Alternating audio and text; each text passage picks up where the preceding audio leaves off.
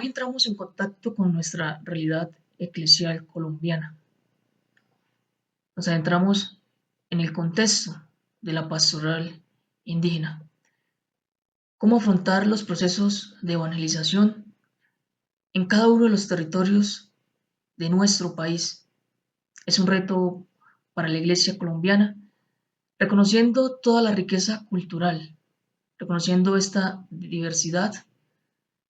La iglesia se pone en camino para poder afrontar con eficacia una pastoral indígena que se trabaje con procesos integrales que edifiquen y dignifiquen a la persona.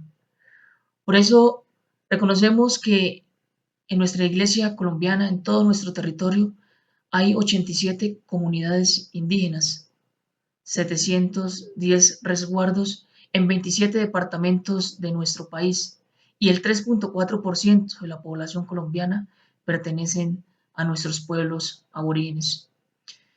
Por eso, toda esta realidad se convierte para Colombia en un reto que se debe asumir con caridad pastoral, pero también con trabajo social.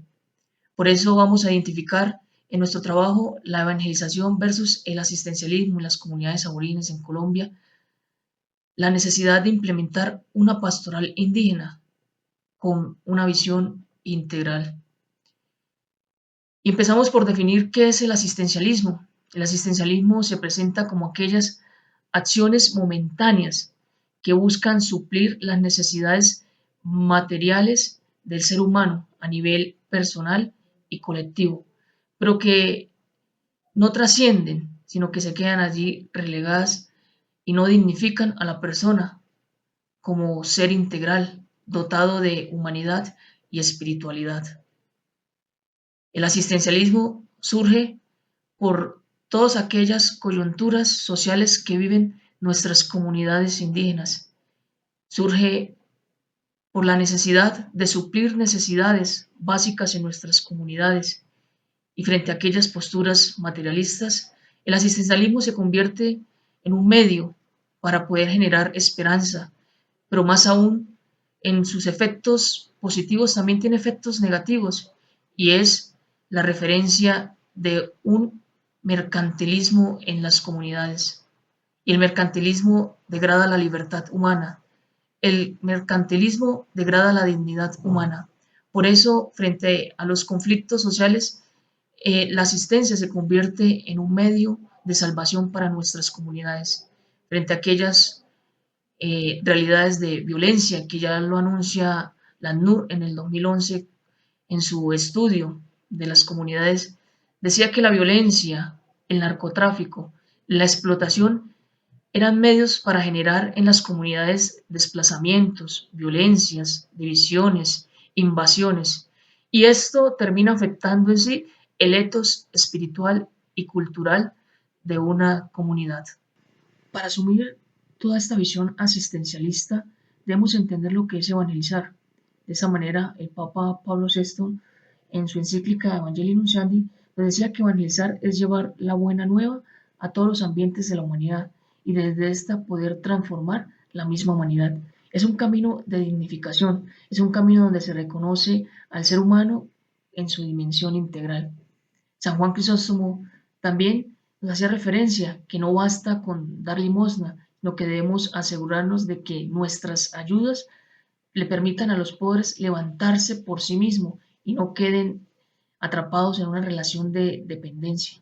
De esta manera, la Iglesia ha generado un camino de evangelización en razón de las comunidades indígenas. Tenemos unos antecedentes, ya lo veíamos en las conferencias episcopales, específicamente en Medellín y Puebla, en el año 1979, ya se hacía mención de una evangelización insuficiente. En los años 80 surge la teología india, que buscaba analizar los contextos y las realidades de las comunidades y poderlas transformar a través de la iluminación del método ver, juzgar y actuar. Ya en lo concerniente a nuestro territorio colombiano, el año 2020, Monseñor Joselito Carreño, obispo del Vicariato de Puerto Inírida, hace una reflexión profunda donde dice que a los indígenas no los amamos porque no los conocemos y a las comunidades no las hemos reconocido realmente como son.